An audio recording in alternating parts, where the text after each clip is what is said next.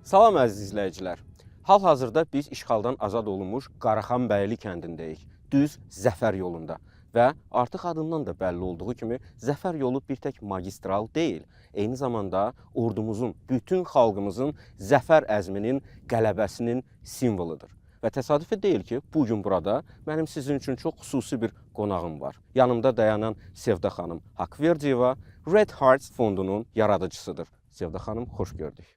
Çox sağ olun Heydər bəy. Sizinlə bu mövzuda həmsöhbət olmaq mənim üçün böyük bir qürurdur. Çünki Qarabağ yalnız qələbə deyil, həmçinin ümid və mərhəmət tarixidir. Biz zəfər yolundayıq və açığı məndən ola mən bugün ancaq müharibə haqqında danışardım. Çünki bura strateji əhəmiyyətli istiqamətdir. Siz də bilirsiniz ki, 44 günlük Vətən müharibəsi zamanı strateji yarma məhz burada baş vermişdir. Düzdür, Ali Baş Komandan dediyi kimi düşmən bizi Ağdamda gözləsə də. Amma mən anladığım qədər siz bugün müharibənin belə deyək, qeyri-hərbi tərəflər haqqında danışmaq istərdiniz, deyilmi? Tamamilə doğrudur. Biz müharibə vaxtı biz Qarabağdan həyəcanla xoş xəbərləri gözləyirdik. Addım-addım torpaqlarımızın qaytarılmasına sevinirdik və onunla paralel olaraq arxa cəbhədə biz çox fəal idik və biz igidlərimizin ailələrinin yanında olmağa çalışırdıq. Onlara mənəvi dəstək olmağa çalışırdıq və ən qürur verici hal o idi ki, dünya üzrə bütün Azərbaycanlılar birləşib, hamının ürəyi Qarabağda döyünürdü. Hamı birləşib, birlikdə bu qələbəyə nail olmaq üçün əlindən gələni əsirgəmirdi. Bəli, çünki dəmir yumruq elə birlik deməkdir.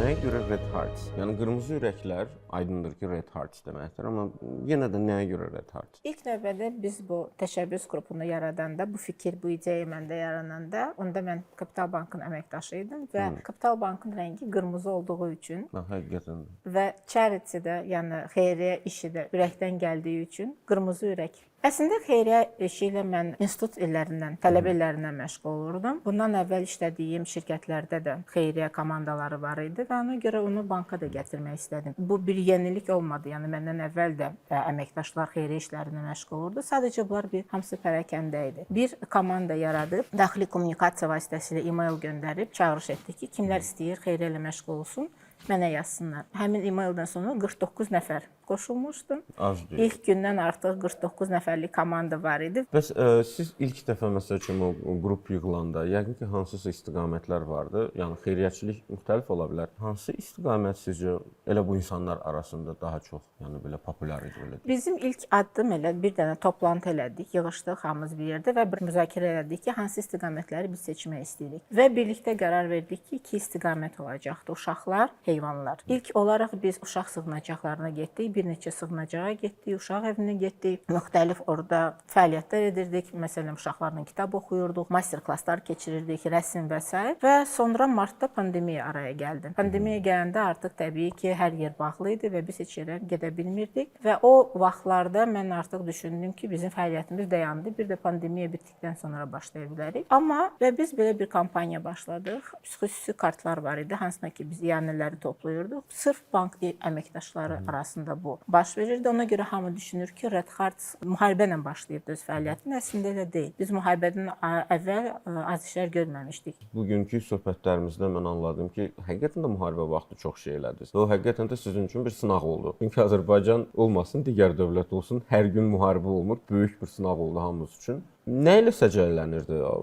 Asan şeylər, çətin şeylər, necə idi o 44 gün ərzində? Müharibə başlayanda bizim artıq kiçik də olsa təcrübəmiz var idi. Tovuz döyüşlərində biz artıq bilirdik ki, ən çox həssas qruplar hansılardır, kimin daha çox bizə ehtiyacı var. Müharibə ilk günündə biz artıq 37 min manat vəsait yığıb orduya dəstək göndərmişdik və onu bizim könüllülər özləri şəxsən Füzuliyə çatdırmışlar o yardımı. Fondun o zaman, daha doğrusu təşəbbüs qrupunun o zaman hələ fond deyildi. 200-ə yaxın könüllüsü var idi və könüllümüzdən 5 nəfəri müharibəyə getmişdi. Və təbii ki, ürəyimdə də bir narahatçılıq yaratmışdı. Çünki nigaran idim, onların tezliklə müharibənin bitməsini, onların qayıtmasını istəyirdim. Onlardan biri bir gün, indiyənə kimi yadımdadır, oktyabrın əvvəllərində idi. Zəng etdi ki, bəs Sevda xanım, mənim tağımımda bir əskər var, onun yeni övladı dünyaya gəlibdir. Anası süd verə bilmir və uşaq acdır. Olarmı biz ona kömək edək? Dedim, Oruç, tamam, mən səni eşitdim, çalışacağam, nəsə edək. Artıq banka müraciət edib vəsait yığmaq biraz çəkinirdim. Çünki 3 günə biz 2 aya yığdığımız vəsait qədər vəsait yığıb göndərmişdik. Durmadan pul istəmək də biraz məni narahat edirdi. Ona görə sadəcə Facebookda post yazdım ki, mənim könüllüm müraciət edibdir, belə bir əskərimiz var, ona ehtiyac lazımdır. Anında müraciət elədilər, yəni dərhal mənə yazmağa başladılar və biz bir gecəyə 4000 nə qədərsə vəsait yığdıq həmin ailə üçün. Komandada biz qruplaşma etdik. Bir qrup vəsaitin yarısını yığıb öncəpəyə göndərirdik. Paralel olaraq əskər ailələrin, günəmuz işləyən əskərlərin ailələrini tapıb, onlar, könüllər bununla məşğuldur. Onların ailələrinə biz ərzaq yardım aparırdıq, hansı ehtiyaclarını biraz qarşılayaq və paralel olaraq sonra başqa işlər də çıxmağa başladı. Biz hardasa 3-4 ay ərzində 30-dan çox ev təmir tikinti işləri görmüşdük. Həqiqətən də böyük rəqəmdir bir təşkilat üçün. Şuşa şəhəri 1752-ci ildə qurulmağa başlayıb. Qarabağ xanı Pənah xan tərəfindən və ilk başlanğıcıda Pənahabad adlanıb. 1752-ci ildə Şuşanın birinci növbədə çöl qala divarları tikilməyə başlayıb. 1755-ci ildə bitdikdən sonra Pənah xan bütün Qarabağ və Gəncə zonasına qədər bütün varlı bəylərə, mülkədarlara, tacirlərə, din adamlarına, birinci növbədə varlı şəxslərin hamısını Şuşaya dəvət edib, torpaq paylayıb və onların orada ev tikməsini təmin edib. Şuşa ta qurulandan indiyə qədər bəylər şəhəri olaraq tanınıb. Pənah xan rəhmətə gedəndən sonra şəhərin adı Qalaya dəyişdirilib. Yəni hər kəs buranı Qala kimi tanıyıb. Sonra artıq onun oğlu İbrahim Xəlil xan zamanında Şuşa adı verilib. Düzdür, hərbi jurnalist olaraq Sevda xanım, mən Şuşa döyüşlərini lentə almamışam və həmin döyüşlərdə iştirak etməmişəm. Amma anladığım, bildiyim qədər elə hal-hazırda durduğumuz yerdə yeri gəlmişkən burada çox intensiv döyüşlər gedirdi. Çünki Şuşa alınandan sonra qarşı tərəf bir neçə, o demək olar ki, müharibənin son saatları idi, hətta günü də yox.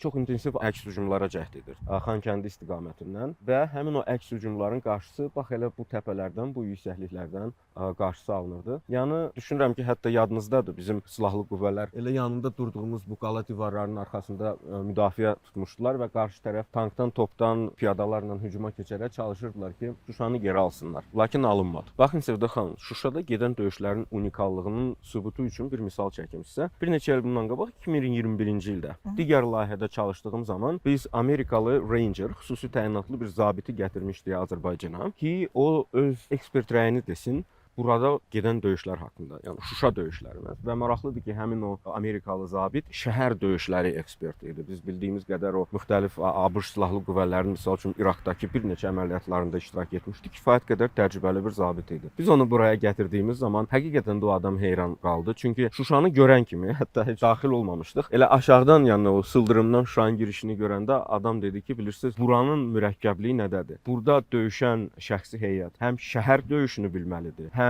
dağ və dağ-meşə şəraitində döyüş aparmağı bacarmalıdır, həm də kəşf və diversiya əməliyyatları ustalıqla həyata keçirməlidir. Və bir daha biz əmin olduq onun sözlərindən və özü də faktiki olaraq belə dedi ki, mən indiyə kimi iştirak etdiyim ABŞ silahlı qüvvələrinin iştirak etdiyi bütün əməliyyatlar bu əməliyyatın yanında heç nə. Bir ABŞ zabitinin belə deməsi doğrudan da bizim əskər və zabitlərə mən düşünürəm ki, heç o deməsə də bizim əskər zabitlərimiz öz işini əla bacarır, amma yenə də adama xoşdur təbii ki. Çünki bütün bunlar tarixdə qalacaq. Bütün bunlar kitablara yazılacaq. Artıq yazılır, artıq bu haqda analitik məqalələr də yazılır. Artıq dünyanın aparıcı hərbi kolleclərində, hərbi akademiyalarında Şuşa əməliyyatı əmin olun ki, öz yerini tutub. Müvafiq paragraflar var orada.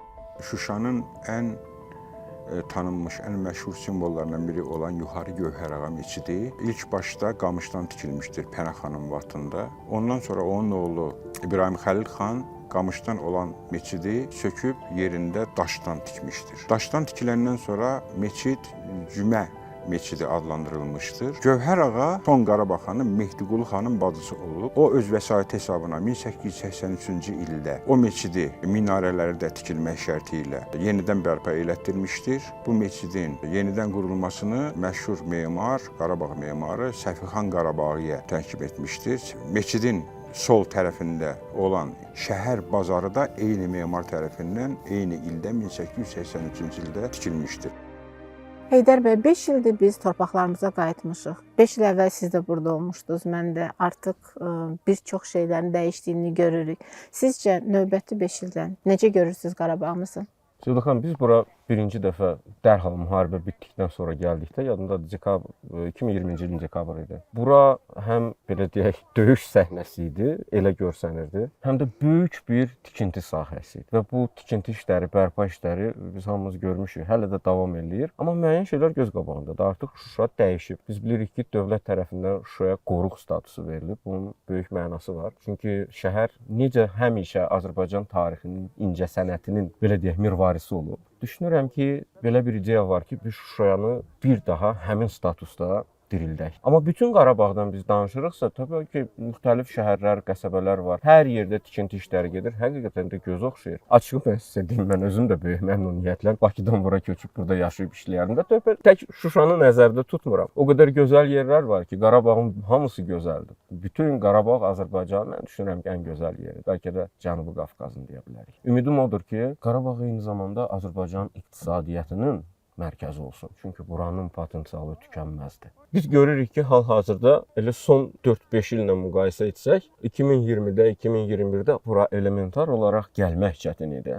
Düzdür, Zəfər yolu tez bərpa olundu. İnsanlar o yoldan istifadə edirdilər, amma biz görürük, hava limanları tikilir. Artıq siz Ağdama misal üçün dəmir yolu ilə gələ bilərsiniz və s. Bunların hamısı nəyə görə vacibdir? Hər şey yoldan başlayır. Yol çəkilir, yolun ətrafında inkişaf baş verir. Yenə deyirəm ki, o inkişafın əsasında insanlar durur. İnsan əlləri, ayaqları və zehni. Bu insanlardan, istedadlı insanlardan, vətənə, torpağa can yandıran insanlardan, tək Şuşada deyil, bütün Qarabağda nə qədər çox olsa bir o qədər də yaxşı olar. Bunlar həm dövləti təmsil edən, misal üçün əməkdaşlar, məmurlar və s. ola bilər. Bunlar eyni zamanda iş adamları ola bilər. Bunlar əzəldən burada o vaxtı yaşayan ailələr ola bilər, hasılar ki, bir daha qayıdıb burada kənd təsərrüfatı, turizm, hər hansı bir öz xırda bir işini yaratmaq istəyər. Mən düşünürəm ki, hər bir şeyin ortasında, mərkəzində insan iradəsi durur.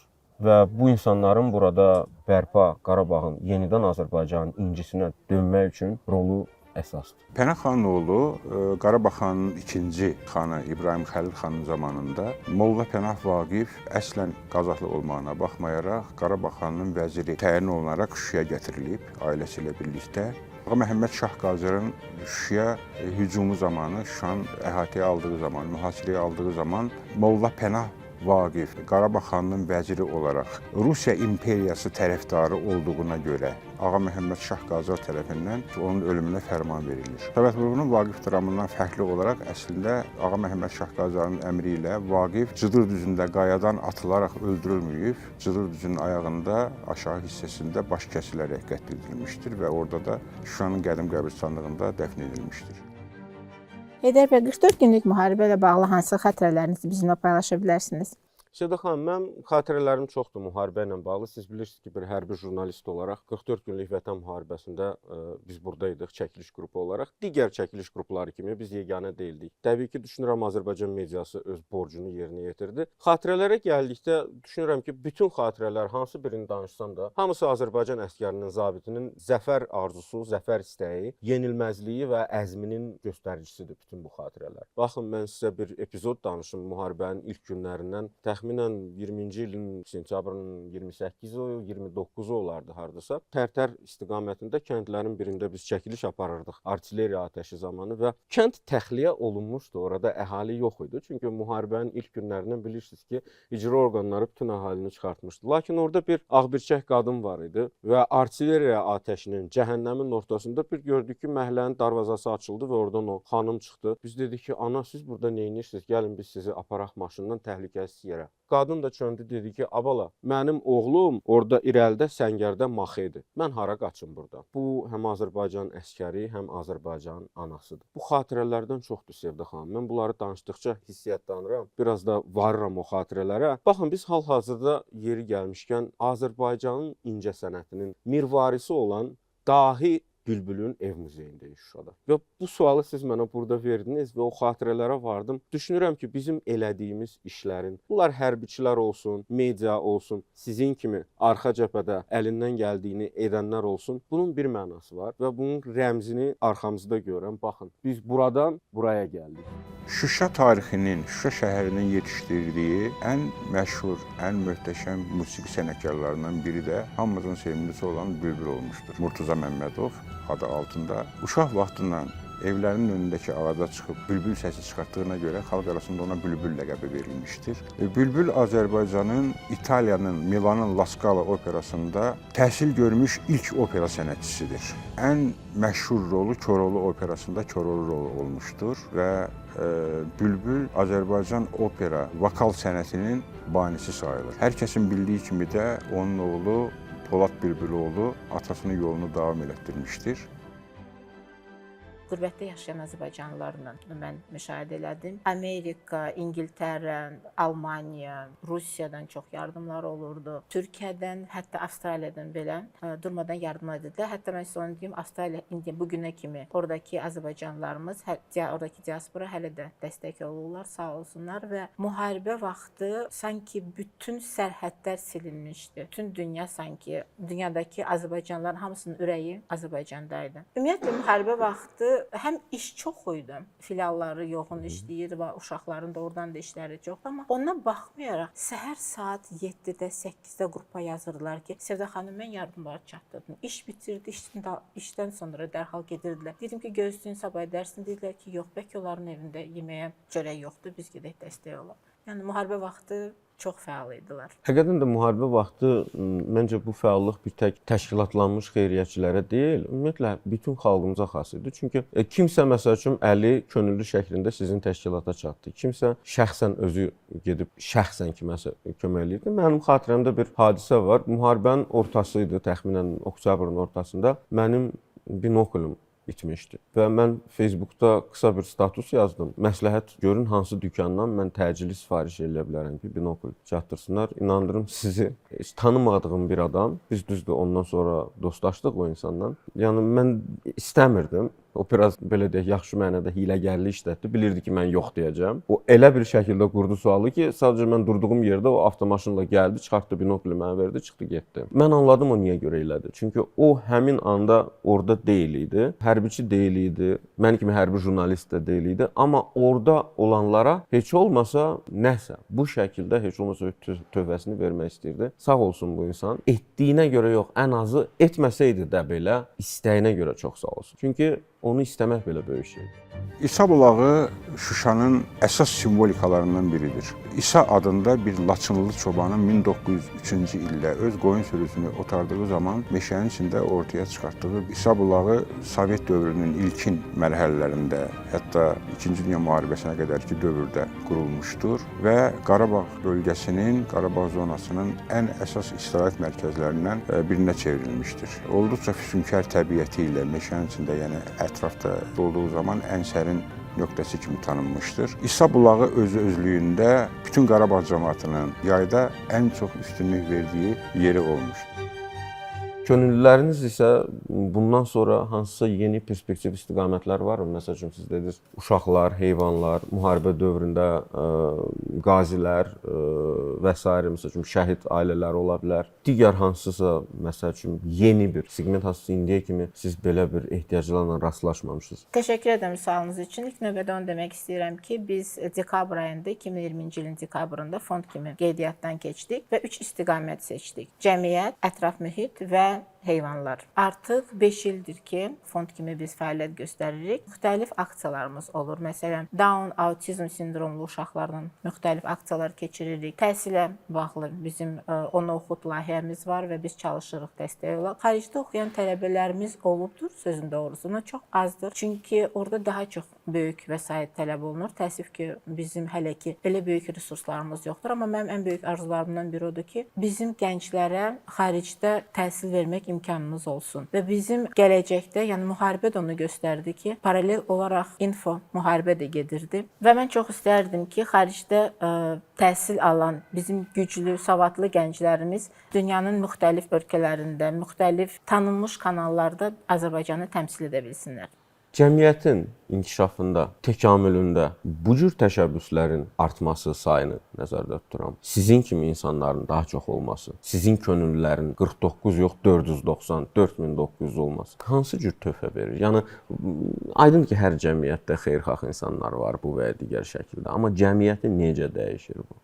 Deyirlər ki, dünyanı gözəllik xilas edəcək. Mən bununla razı deyiləm. Zənnimcə xeyirxahlıq, mərhəmət xilas edəcəkdir və belə bir yardımların çox olması ilə nə qədər çox ki insan biz əhatə edirik, bizə bir çox hallarda olubdur ki, benefisiarlarımız, yardım etdiyimiz insanlar geri dönüblər ki, biz də nə vaxtsa elə bir mərhələyə çatacağıq ki, sizin fonda iyanə edib digərlərinə kömək edəcək. Çünki sizin bizə etdiyiniz yardımı biz unutmayacağıq.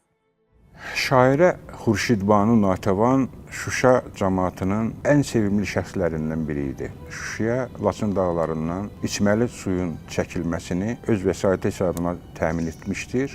Mehdiqulu xanın qızı, yəni İbrahim Xəlil xanın nəvəsi idi. Gözəl lirik şeirlərlə seçilirdi və məşhur fransız yazıcısı Aleksandr Dumas Qarabağa gələndə 3 gün Xan Sarayında şairə Natəvanın qonağı olmuşdur. Üzeyir Hacıbəyovun Uzun ömrün akordları filmində göstərildiyi kimi Üzeyir Hacıbəyovun da uşaqlıq dövründə Natəvanın kənələri yanaşı olduğuna görə uşaqlıq dövründə Natəvanın şeirlərinin xüsusi aşiq olmuşdur və öz yaradıcılığında Natəvanın çox böyük rol olmuşdur. Və əgər biz insanlardan danışırıqsa, yeri gəlmişkən bizim hələ digər çəkilişimiz də olacaq bugün. Bu da Xankəndində açılmış universitetdir. Biz insan zehnindən, insan taleylərindən danışırıqsa, elə deyəsən dövlətimiz də elə o istiqamətdə işlər aparır və həmin o kadrlar, xasslar ki, burada yetişdiriləcək, niyə də elə buranın inkişafı, yenidən qurulması üçün öz biliklərini sərf etməsinlər. Və gələcəkdə onların heç də hamısı Qarabağlı deyil, o qədər başqa regionlardan gəlib Qarabağ Universitetində oxuyanlar var. Niyə də Qarabağlı olmasınlar gələcəkdə? Əlbəttə.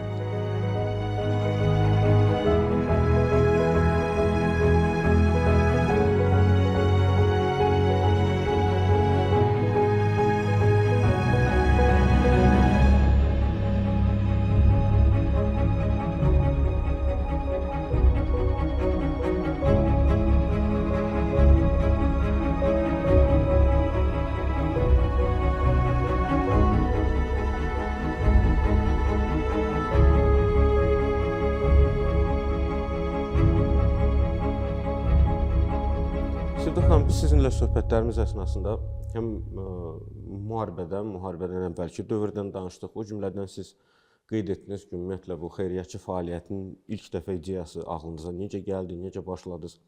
Amma biz hal-hazırda yenidən qurulan, bərpa olunan Qarabağdayıq. Və maraqlıdır ki, bu növ fəaliyyətin Qarabağın gələcəyi üçün hansı faydası ola bilər? 2 gündür Qarabağdayıq, 5 ildə olanları yada saldıq və hal-hazırda Xankəndidə Qarabağ Universitetində təhsil ocağındayıq. Çox həyəcanlıyam, çünki fondumuzun ən mühüm layihələrdən biri də Onu Oxut layihəsidir. Hardakı biz gənclərimizə dəstək oluruq, tələbələrimizə, həm də bizim qürur duyduğumuz, fəxr etdiyimiz qazi tələbələrimiz var və mən ümid edirəm ki, gələcəkdə bu cür layihələr çox olacaqdır, çox dəstək tapacaqdır.